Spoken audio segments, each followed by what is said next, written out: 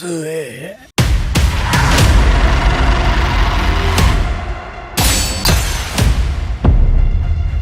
まさか。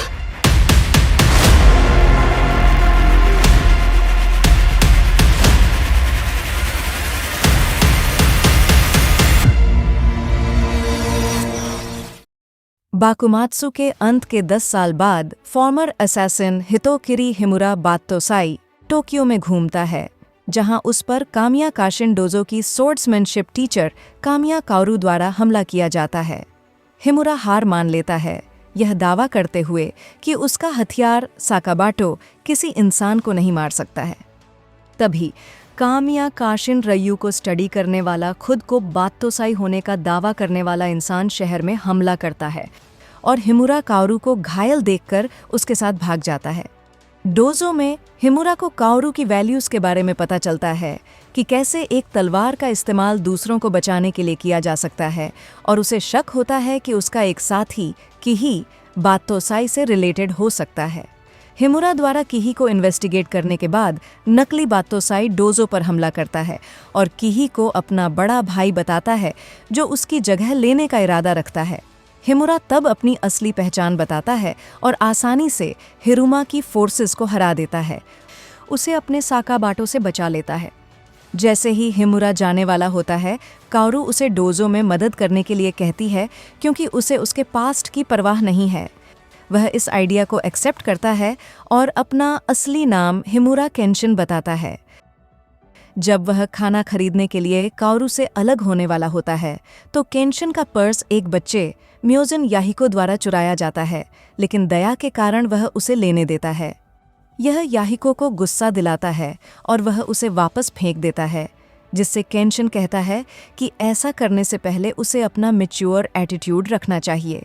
बाद में केंशिन को तलवार चलाने के लिए पुलिसमैन द्वारा अरेस्ट कर लिया जाता है, लेकिन एक दूसरा ग्रुप मामले को आगे ज्यादा बढ़ाता है। जब काओरू केंशिन को पुलिसमैन के बारे में बताती है, तो केंशिन उन सभी को हरा देता है। फिर उसे उसके फॉर्मर साथी यामागाटा अरितोमो द्वारा देखा जाता है, जो मीजी ईरा का एक पॉलिटिशियन है, जो उसे वापस चाहता है, लेकिन केंशिन किसी भी चीज़ से इनकार करता है, क्योंकि उसका गोल अपने जीवन के तरीके को जारी रखना है। केंशिन की लड़ाई को देखने के बाद याहिको को उसके शब्द याद आ जाते हैं और वह चोर बनना छोड़ देता है। हालांकि इसके कारण उसके सुपीरियर्स द्वारा अब्यूज़ किया जाता है। याकुजा याहिको को पीटता है और उसके मरे हुए पेरेंट्स का मजाक उड़ाता है, जब तक कि केंशिन नहीं आ जाता और लीडर को उसे छोड़ने के लिए नहीं धमकाता। बच्चे से यह जानते हुए कि वह अपने माता पिता की रेप्यूटेशन के लिए स्ट्रांग बनना चाहता है, केंशिन याहिको को काओरू के काशिन रयू का अगला स्टूडेंट बनाने का फैसला करता है। हालांकि ठीक होने के बाद भी वह काओरू के प्रति पहले जैसा रहता है। जब दो स्टूडेंट्स लोगों के साथ लड़ाई में शामिल होने के कारण काओरू से मदद मांगते हुए दिखाई देते हैं, तो याहिको को पता चलता है कि स्टूडेंट्स नशे में थे और उन्होंने ही शुरुआत की थी। फिर भी काओरू जिम्मेदारी लेती है और याहिको की रिस्पेक्ट हासिल करती है, क्योंकि वह उसके साथ लड़ने का फैसला करता है। केंशिन फिर डोजो में लौटता है, उन लोगों को डराता है और काओरू के फॉर्मर स्टूडेंट्स से कहता है कि वे फिर कभी तलवार न चलाएं। काओरू और केंशिन के अपने बिलीफ्स के बारे में कुछ थॉट्स के बावजूद वे अपना विचार बदल देते हैं, जब याहिको अपनी वुडन स्वॉर्ड उठाता है और काम शुरू करता है। केंशिन, काओरू और याहिको अकाबे रेस्टोरेंट जाते हैं, जहां नशे में धुत 3 आदमी पॉलिटिशियंस के बारे में बात करते हुए तमाशा करते हैं। जैसे ही केंशिन उनका सामना करने वाला होता है, उसे सागरा सानोसुके नामक एक आदमी द्वारा रोका जाता है, जो उन्हें आसानी से हरा देता है। केंशिन द्वारा अपनी तलवार से उन्हें डराने के बाद सानोसुके समझाता है कि वह एक हायर किया गया फाइटर है और केंशिन की स्ट्रेंथ में दिलचस्पी दिखाता है। हालांकि केंशिन ने ऑफर को रिजेक्ट कर दिया, लेकिन बाद में सानोसुके को हिरुमा ब्रदर्स मिल गए, जो केंशिन को मारने के लिए उसकी मदद मांगते हैं। सानोसुके शुरू में हिचकिचाता है, जब तक उसे पता नहीं चला कि वह इशिन शिशी से है। सानोसुके ने एक बार फिर केंशिन को चैलेंज दिया, जो यह पता लगाने के बाद एक्सेप्ट कर लेता है कि उसे हिरुमा ने काम पर रखा है।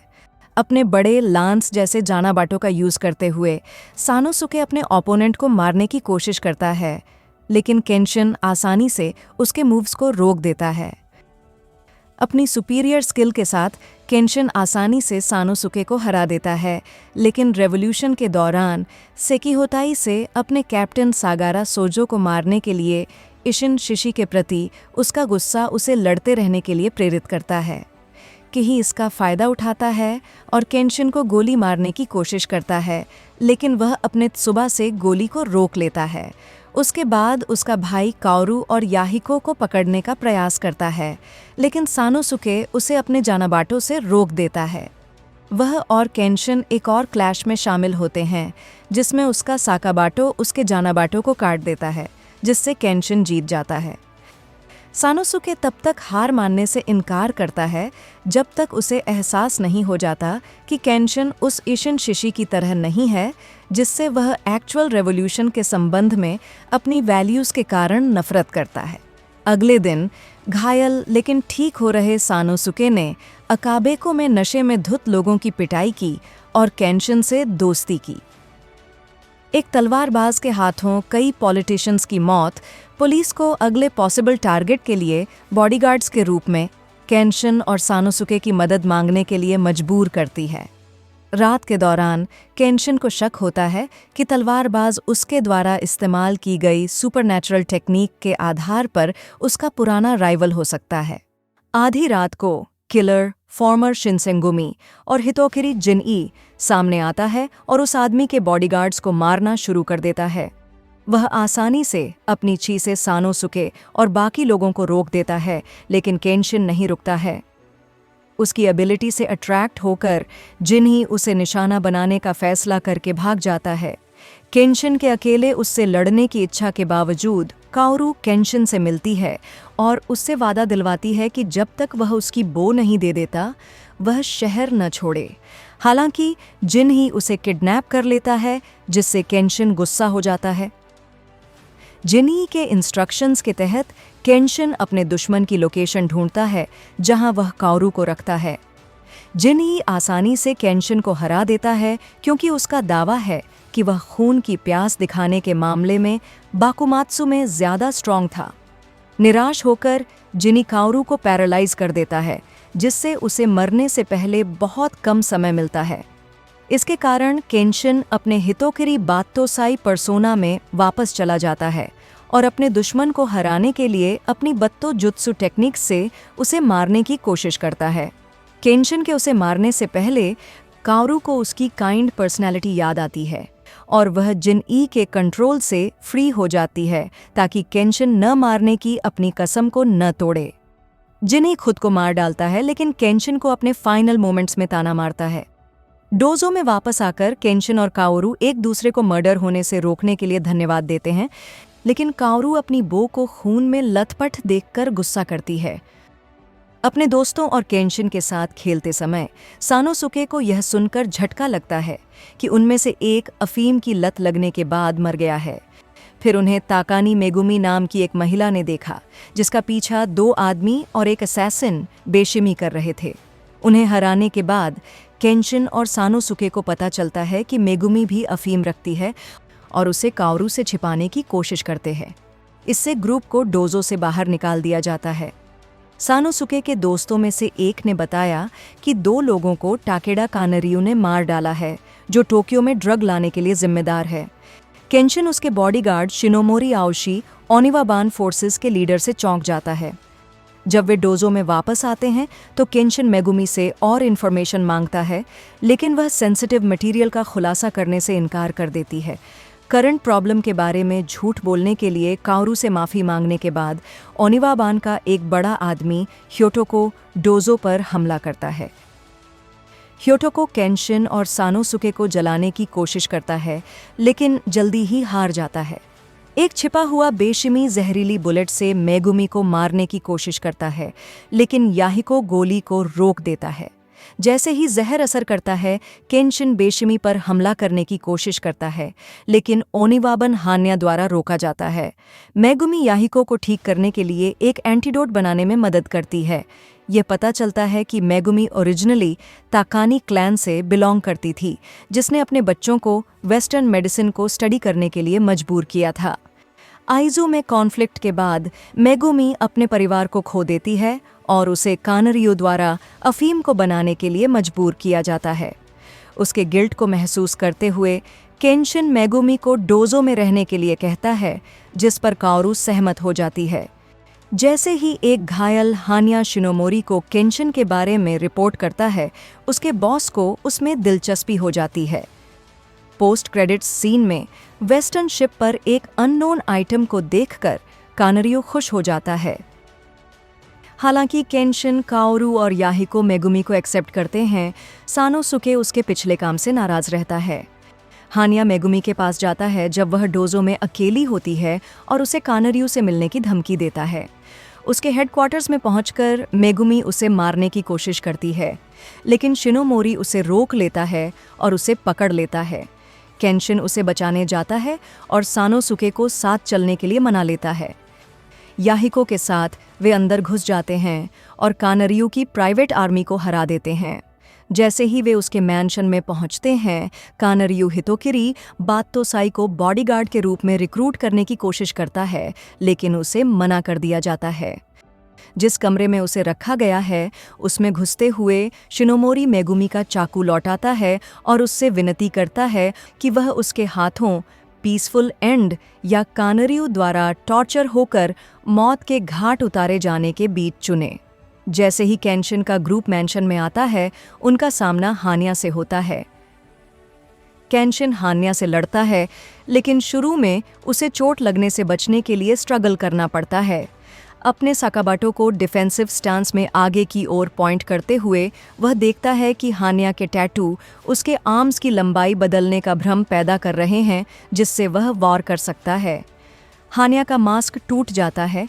जासूस के रूप में उसके काम के कारण उसका असली चेहरा दिखाई देता है।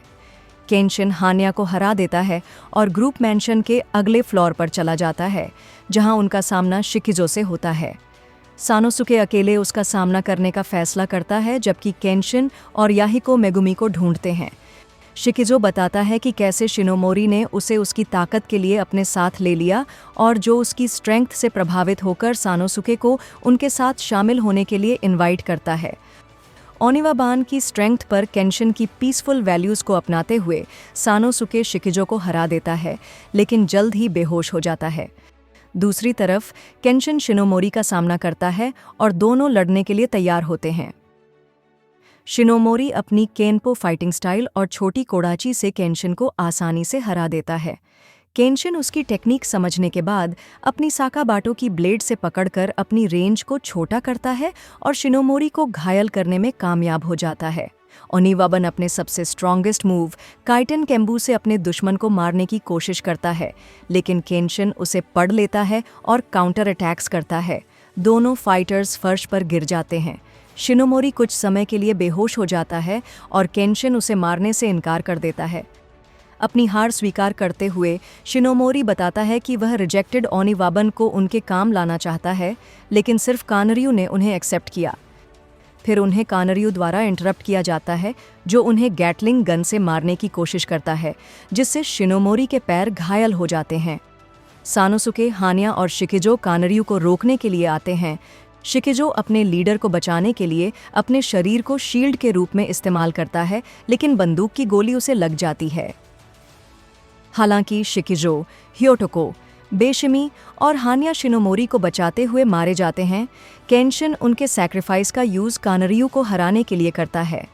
जब ग्रुप मेगुमी को ढूंढता है तो वह अपने क्राइम्स का प्रायश्चित करने का फैसला करती है और आने वाली पुलिस के सामने सरेंडर कर देती है। केंशिन उसे रोकता है और दावा करता है कि मेगुमी एक निर्दोष औरत है, जिसका इस्तेमाल कानरियो ने अपनी ड्रग्स बनाने के लिए किया था। केंशिन द्वारा डराए जाने के बाद कानरियो चुप हो जाता है। पुलिस उसे ले जाती है, जबकि केंशिन, सानोसुके और याहिको मेगुमी को दूसरों को ठीक करके खुद को छुड़ाने के लिए मनाते हैं। दूसरी तरफ सदमे में शिनोमोरी अपने सबॉर्डिनेट्स के कटे हुए सिर के साथ भाग जाता है और केंशिन के साथ अपनी अगली लड़ाई के लिए तैयार होता है। जैसे ही ग्रुप डोजो में वापस जाता है, एक डॉक्टर मेगुमी को एक नया घर देता है जहां वह रह सकती है। पोस्ट क्रेडिट्स सीन में शिनोमोरी अपने मरे साथियों से उन्हें इनविंसिबल का ऑनर दिलाने का वादा करता है। याहिको की क्लासेस से एब्सेंस के बारे में क्यूरियस, केंशिन, काओरू और सानोसुके उसे एक छोटी लड़की सुबामे के साथ अकाबे रेस्टोरेंट में काम करते हुए पाते हैं। चोरों के एक ग्रुप द्वारा धमकाए जाने पर सुबामे उन्हें जगह लूटने के लिए एक नकली चाबी देती है। उन्हें रोकने के याहिको के अटेम्प्ट्स फेल साबित होते हैं। काओरू और सानोसुके की कंप्लेंट्स के बावजूद केंशिन उन्हें दूसरों पर निर्भर रहने के बजाय याहिको को खुद ही सिचुएशन को संभालने देने के लिए मना लेता है। इसके बाद याहिको केंशिन से मदद मांगता है कि कैसे एक साथ कई ओपोनेंट्स को हराया जाए और काओरू उसे कामिया काशिन रयू की वैल्यूज के बारे में बताती है।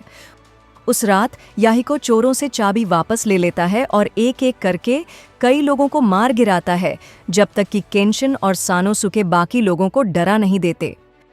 जब त्सुबामे याहिको की मदद के लिए चिल्लाती है तो छोटा लड़का अकेले ही ग्रुप के बॉस को हराने में कामयाब होता है। इसके बाद याहिको ने बताया कि उसका असली ऑब्जेक्टिव केंशिन की तरह एक साकाबाटो खरीदना था और अफसोस जताया कि यह बहुत महंगा है। फिर भी वह एक तलवारबाज के रूप में उसकी ग्रोथ से संतुष्ट है। केंशिन काओरू और याहिको के साथ माइकावा डोजो में जाता है, जहां केंडो को सिखाया और ट्रेन होते देखता है। रायजुता इसुरुगी नाम का एक आदमी डोजो में आता है जो इसे खत्म करना चाहता है। माइकावा के साथ ड्यूअल में रायजुता लगभग एक बैम्बू की तलवार से मास्टर को मार डालता है, जिससे केंशिन को उसे रोकने और खुद रायजुता को चैलेंज देने के लिए मजबूर होना पड़ता है। उनके ड्यूअल में केंशिन देखता है कि रायजुता अपनी बैम्बू की तलवार को घातक बनाने के लिए एक टेक्निक का यूज़ करता है, लेकिन उसके वार से बच जाता है। रायजुता फिर चला जाता है, लेकिन अगले दिन केंशिन को इनविटेशन भेजता है। उसके साथ फिर से मिलने पर रायजुता तलवारबाजी को एक डेडली मार्शल आर्ट में वापस लाने के अपने गोल को बताता है। केंशिन उसके बिलीफ को रिजेक्ट करता है क्योंकि वह ऐसी दुनिया में रहने को तैयार नहीं है जहां घातक तलवारबाजी हो। रायजुता उसके जवाब को एक्सेप्ट करता है और अपनी कटाना निकालता है। रायजुता केंशिन से लड़ता है, लेकिन जल्दी ही हार जाता है। फिर भी वह उसे हराने की कसम खाता है। उसका स्टूडेंट युतारो फिर सुबह सुबह डोजो में पहुंचकर याहिको को ड्यूअल के लिए कहता है।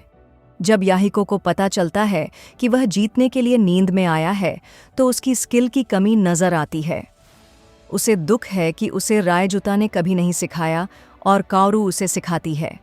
युतारो तलवारबाज के रूप में अपने पिता से आगे निकलने की अपनी इच्छा बताता है, जिन्होंने मर्चेंट बनने के लिए समुराई बनना छोड़ दिया था। रायजुता युतारो को कामिया डोजो में ट्रेन होने की परमिशन देता है, जहां वह तेजी से प्रोग्रेस करता है। हालांकि अपनी ट्रेनिंग के लिए आभारी होने के बावजूद युतारो का मानना है कि उसका असली पोटेंशियल रायजुता के साथ ट्रेनिंग लेने से है। उन्हें बताता है कि उसने उसे और उसके पिता को डाकुओं से कब बचाया था। वह उन्हें हमले की जगह पर ले जाता है, लेकिन रायजुता केंशिन पर घात लगाकर हमला करता है, जिससे अनजाने में युतारो घायल हो जाता है। वह बताता है कि उसने उसके अमीर पिता को इन्वेस्टर बनाने के लिए इस इंसिडेंट को सेट किया था। केंशिन रायजुता के ड्यूअल को एक्सेप्ट करता है, लेकिन युतारो को पहले अस्पताल ले जाता है, जहां उसके घाव इतने गंभीर होते हैं कि वह फिर कभी तलवारबाजी ही नहीं कर सकता। केंशिन रायजुता से लड़ता है और यह देखता है कि वह अपनी ब्लेड के चारों ओर हवा को हटा के वैक्यूम जैसे स्लैशेस का यूज करता है। इसके बाद वह यह भी अनुमान लगाता है कि हाईली स्किल्ड होने के बावजूद रायजुता ने कभी किसी को नहीं मारा है। कई कट लगने के बावजूद केंशिन ने रायजुता पर अपने हैंडल से हमला करके उसे हरा दिया, जिससे वह नीचे गिर गया। फिर रायजुता याहिको को पकड़ लेता है और उसे मारने की धमकी देता है, लेकिन उसकी धमकियों को खारिज कर दिया जाता है और वे युतारो के साथ चले जाते हैं। बाद में उसके पिता केंशिन से बात करते हैं और अपने बेटे के साथ जर्मनी जाने के अपने फैसले के बारे में बताते हैं। उम्मीद करते हैं कि वह तलवारबाजी के बारे में भूल जाएगा। अपने घावों के साथ युतारो तलवारबाजी न करने से निराश हो जाता है, याहिको उसे अपनी बैम्बू की तलवार से युतारो पर वार करके एनकरेज करता है, जो उसे अपनी केन से रोकता है और महसूस करता है कि उसकी स्किल्स पूरी तरह से नहीं गई हैं।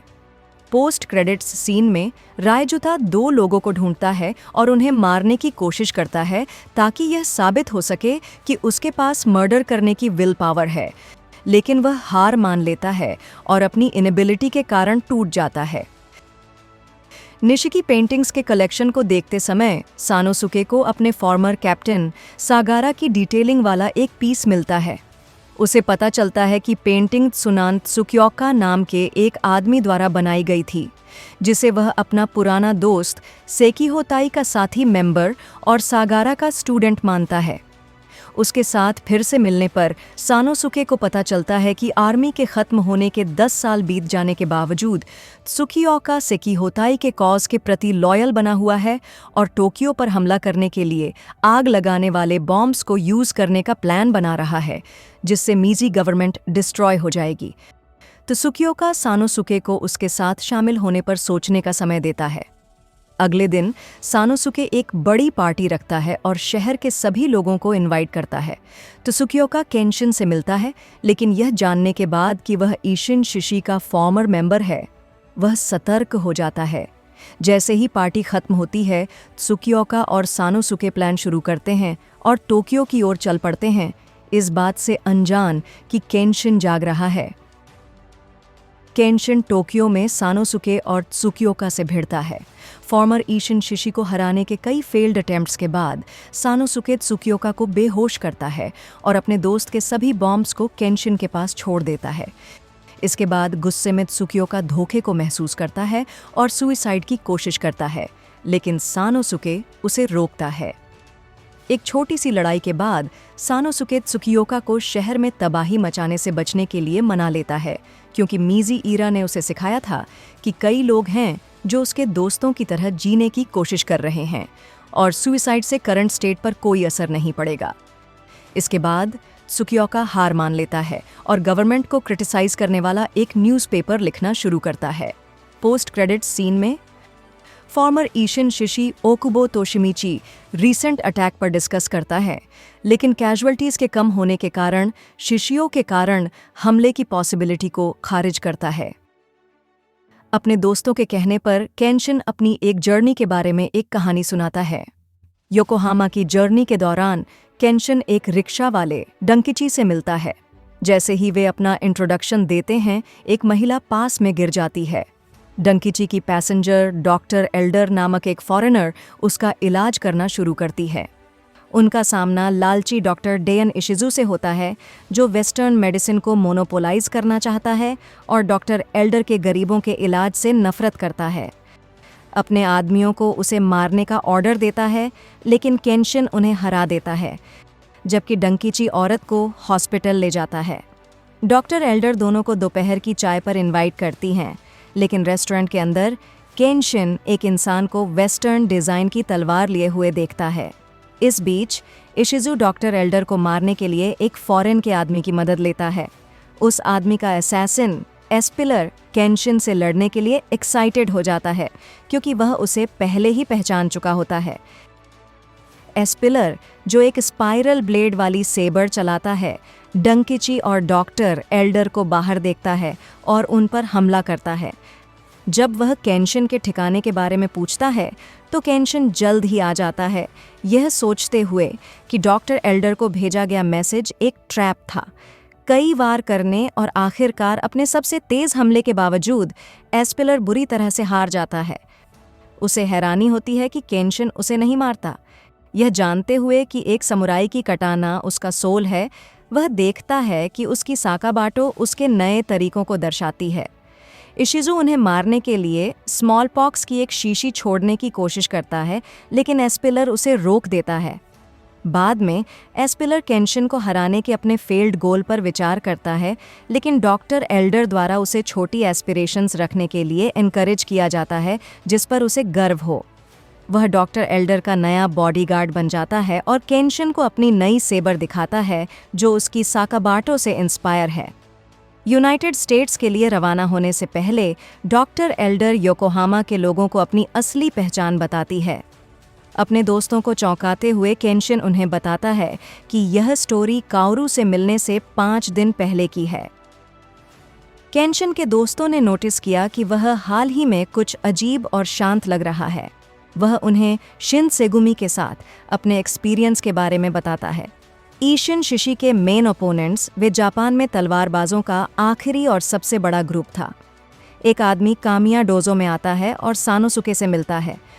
उसे पता चलता है कि वह केंशिन को ढूंढ रहा है, लेकिन वह जल्दी ही हार जाता है।